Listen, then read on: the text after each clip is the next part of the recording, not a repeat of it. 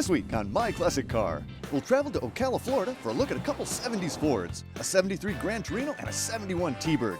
These babies really capture that unique 70s look, and they'll take you back to the time of love beads and bell bottoms. Plus, we'll check out a rubber install on a 67 Chevy pickup.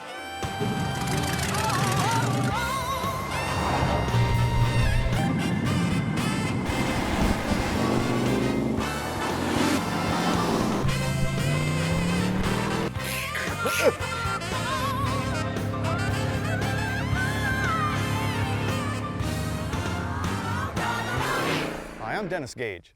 Thanks for tuning in to My Classic Car, home of the certified car nut. Well, this week we're down in Ocala, Florida to visit with Rick Schmidt and check out a few of the cars in the NPD collection. Now, Rick and his dad have some really interesting cars, and they specialize in low-mileage, unrestored originals. They also go after cars that people have overlooked or maybe forgotten, like the 73 Gran Torino Sport, or the 71 T-Bird for sure. Now, some people may say, and why? But my answer to that is, why not?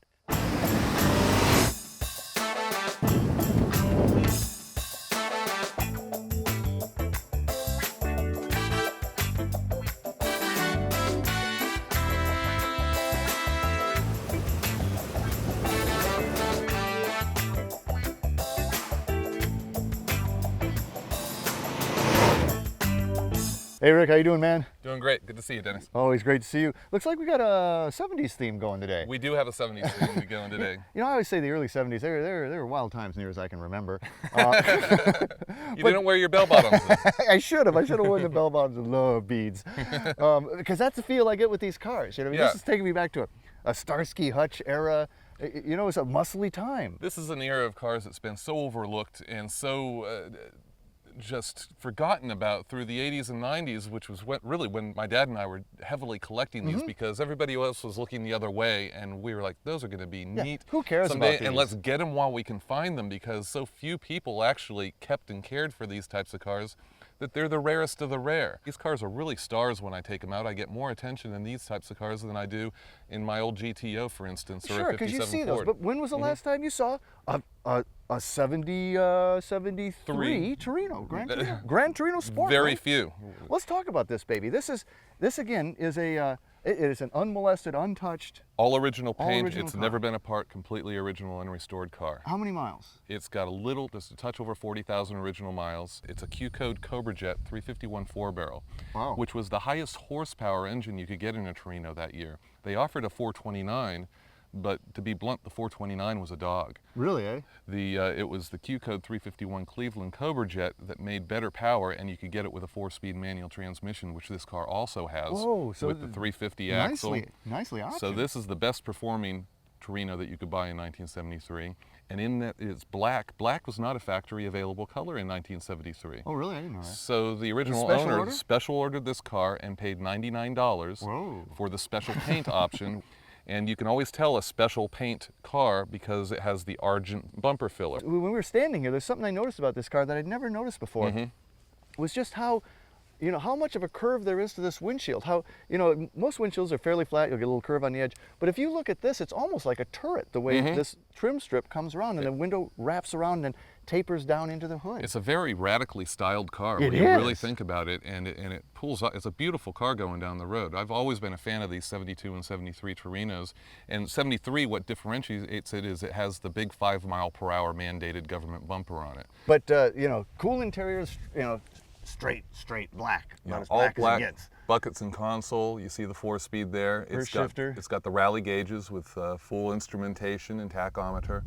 It's got the optional rim blow deluxe steering wheel, I always like those. which doesn't have a mark on it. It's like brand new, so the fellow must have not worn rings when he drove the car.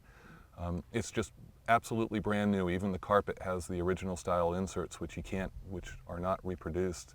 And it's also interesting how it bulges out. Again, it narrows up at the roof, gets really fat there. It's in got the rear real quarter. Coke bottle thing going on with yeah. it, and a very sleek fastback style. It doesn't have very good rear view vision, but as the Gumball Rally, what's behind you doesn't matter.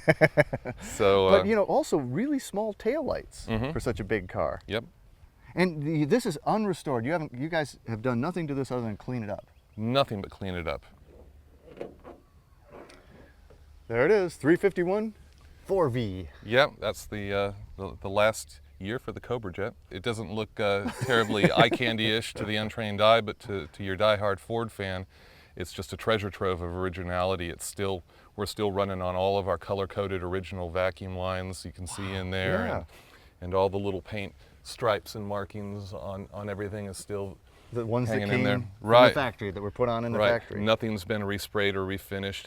It's as original a 73 Torino as I've ever come across. Like I said, I've seen a couple restored, but I've never come across another one that's still hanging in there like this one. Yeah, No, it's just everything. It's like it's like 1973. It's a time capsule. Wow. Well, can we take it out? Absolutely. You'll enjoy driving this Yes, one. I think I will. Well, let's do it. Coming up, we'll go for a cruise in the 73 Gran Torino, but first we'll check out a rubber install on a 67 Chevy pickup in the Eggy Speed Shop. My Classic Car is brought to you by Grundy Worldwide Collector Car Insurance.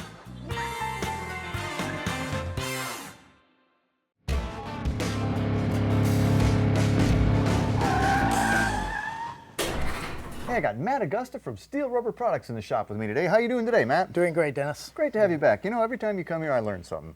And that's a good thing. It's always good to learn something new every day. We're going to teach you something else. And we're going to see if I am in fact Dennis in training. That's if what I we're am going in to have. fact teachable. Well, of course, you guys have been making rubber products for all sorts of cars and trucks, dating from the 20s and all the way up, Right. really up to the 90s now. Right. You're making the full range, even late model stuff. Quite a wide range for all American makes. Mm-hmm.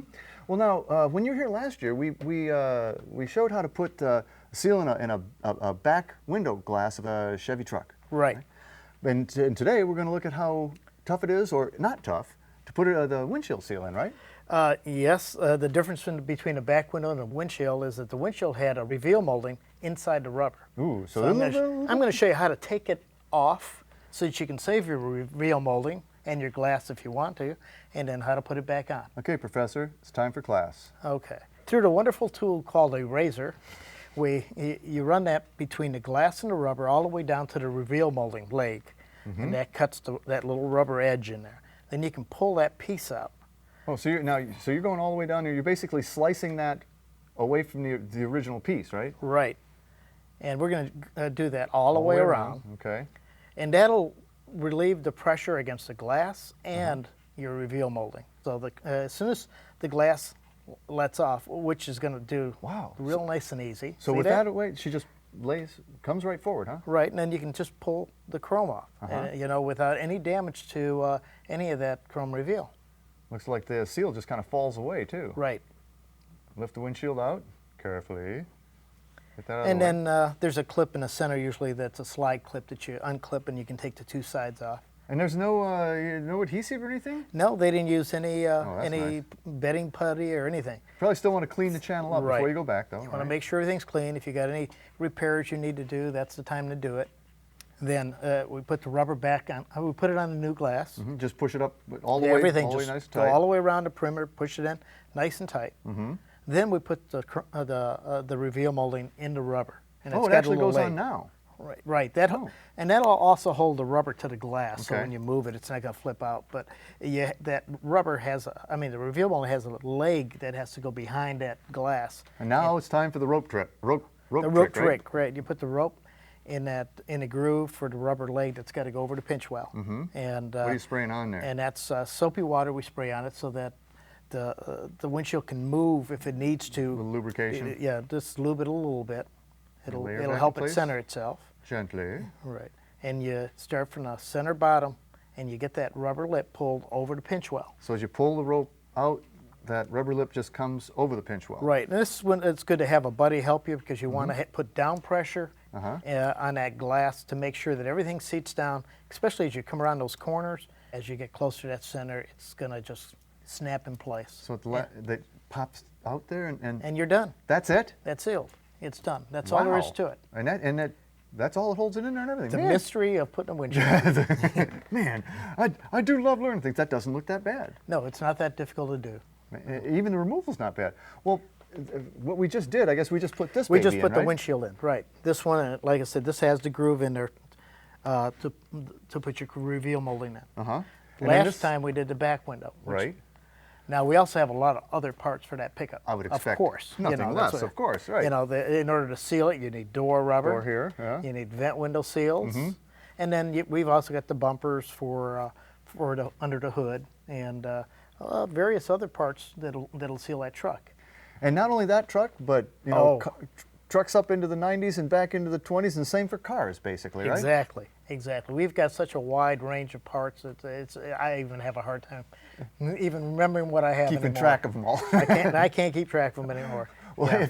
if you want to learn anything more about any of the great rubber products that Steele Rubber Products makes, or how to do cool things like the windshield seals or the rear back glass seals, log on to myclassiccar.com. And you know, I think I could do this. I think I could open me a shop. You think there's a Dennis Gage restoration There might be one in the shop future. this- There yeah. might be. For classic performance products, cruise over to the Speed Shop Mall at EggySpeedShop.com. Next, we'll go back to Ocala, Florida and go for a ride in the 73 Gran Torino. Welcome back to My Classic Car.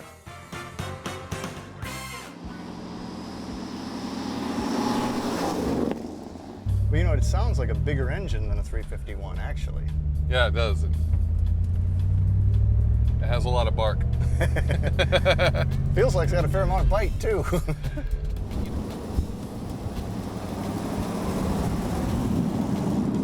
Man, I like the sound of this car. It doesn't sound great, but at the same time, it's just buttery smooth. It's got that factory balance to it, you know? Yeah. These were they really were nice riding, nice driving cars. And you forget about it. But the 4-speed is, and it's nicely positioned too. I mean, you got the armrest here, and then your hand just drops right on it. And that still is the fun of driving a car, is shifting. Car's got an amazingly light touch and steering though for such a big, a big car. Yeah, it does. It does. It steers, and it's an enjoyable car to drive, take on trips. It rides very soft, but not too soft. You know, there's been a lot of cars that we bought, 15 years ago, that at the time, my dad and I were looking at us, we'd take a big swig of beer and go, okay. Whatever. And now in retrospect, it's like, wow, what a steal that was. And laugh at how stressed out we were and rubbing our chins and negotiating and haggling, trying to get it down as tight as we could. And you're still in that search, basically, right? I mean, you guys are still looking for those gems. Yes, we're trying to be pickier because we've got less and less space to put stuff. Yeah, I've noticed that. Building some more, and then I don't even want to think about what's going to happen after we've got that new expansion done. Well, there's a lot of room for cars. Room in for that. cars. Oh, man, Let's a lot of go. room. Yeah. Well, this really does drive beautifully. And the sound is awesome, and it's just, you really want to just punch it, you know? You really do.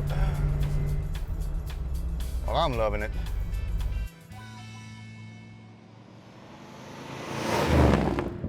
Still ahead, we'll check out a really wild 71 T-Bird. Welcome back to My Classic Car.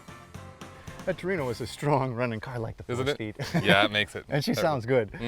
But let's talk about a really wild one here. This is a 71 T-Bird. This is a crazy car in every aspect. It's a The completely styling, insane the car. colors, the matching interior.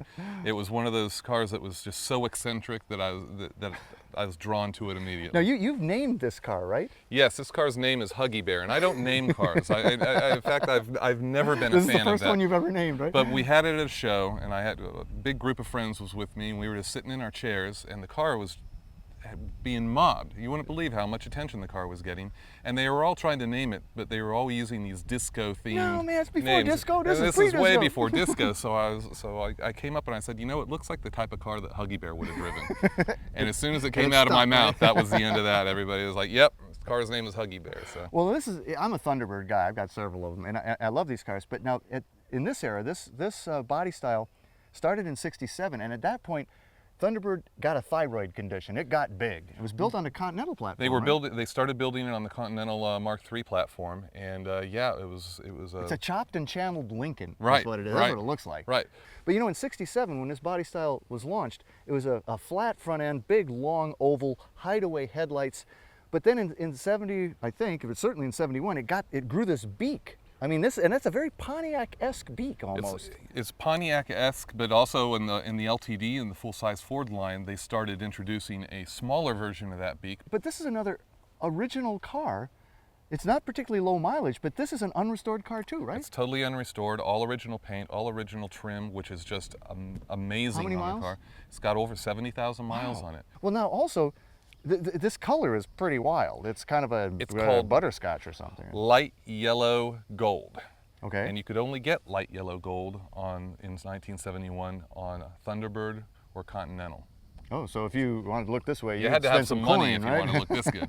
So. Now, was this a special option package too? Because this is a very wild car. Yes, you see it's got this alligator skin vinyl Yeah, the roof. genuine simulated alligator vinyl. And this car has the special Brome package, which was an exterior and interior decor package. Yeah, well, let's talk about that interior. The interior Man, this thing is what insane. makes the car. It's got a Absolutely. matching yellow and ginger special Brome interior with this hop sack cloth that is That just, was big in the early 70s. Kind of. I actually had a hop sack sport coat. Did you? Yeah, I did. I don't tell many people that. But it was this kind of rough, almost burlappy feel. And I don't know where you would go today to get yellow hop sack. I might still have the sport coat. I don't know. But again, in these people's travels, they did not put a mark, did not pull a thread on the carpet. The interior is absolutely brand new in it. Yeah. And one of those things where you just can't even believe that the factory I know. did something that crazy. Well, and the wraparound, I mean, look at the vinyl on the wraparound back seat. I mean, this thing, this is so cool. One of the great looks of this car, I think, is the rear end here, because this is also still very similar to the 67 when they first came out with this. But that all lights up, and it's the sequential Yes, turn signals, it's got right? sequential Boom, turn boom, signals. boom, boom, boom, It's a great. This is my favorite angle of the car ever. You know, when I was a kid, I always noticed these cars on the road, and I always thought that was just a dynamite look from the rear. So wide and low and sleek with that long tail light lens. It was like unlike anything else that you saw. They on the really road. are. This would have had the 429, right? The 429. They all came with the 429, and A it's Thunderjet. it's a running car. It's surprising with all the weight how this car really gets up and Pass goes. anything but a gas station. Let's have a look True. at that Thunderjet. All right. You know, I don't think I would have found that hood release. Even I forget where the releases are on some of our cars. So. Well, so what we got here is another unrestored working engine, right? Kind of dingy, but absolute time capsule engine compartment, and gonna leave it that way. It's got all the original decals and hoses and lines on it. And Man. it runs and drives beautiful. Well, we don't have time to take it to California, although I would like to. But what do we say we at least cruise it around the neighborhood? Let's spin it around the neighborhood. All right, See if close we her can see if we can find some squirrels. Let's go thundering. Stay close. We'll fire up the 71 T-Bird and go for a spin.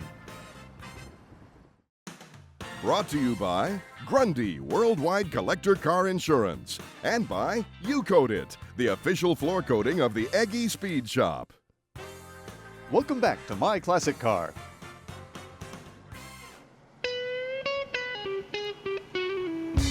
Man, that's a lot of yellow out there in front of me.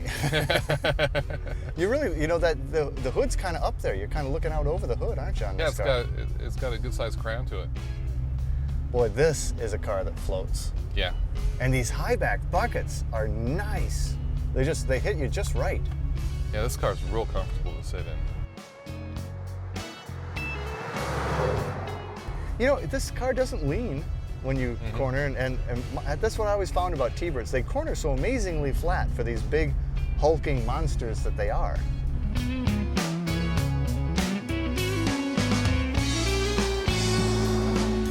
I've always loved this category of car. They're impractical in some respects, because again, I mean, they're not a huge passenger compartment and all that, but they're so distinctive. They're so sleek, in a large way, but still really sleek. We've lost something somewhere in that everybody is so bent on rear seat practicality that just everything has 4 doors now.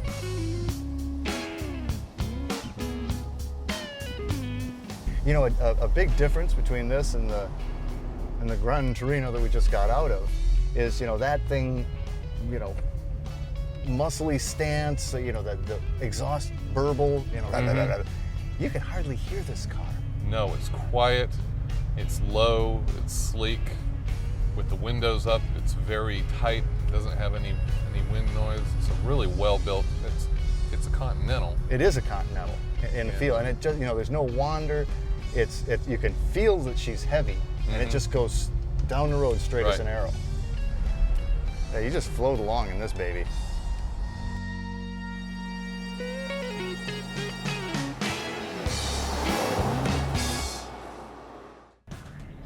Oh man, you talk about a 70s flashback. The only thing that's missing is Jefferson Airplane blaring through the 8-track. But I gotta tell you, the 73 Torino and the 71 T-Bird, I'm loving it. Rick, can you come up with something this cool next time? Absolutely. Remember your bell bottom. I'll bring them. Next week, we'll make our way out to Deadwood, South Dakota for Cool Deadwood Nights. This historic Old West town hosts a killer gathering of rods, customs, and classics. Plus, we'll look at the latest options for insuring your classic. So until our next meeting, remember, honor the timeless classics. I'm Dennis Gage. Happy motoring.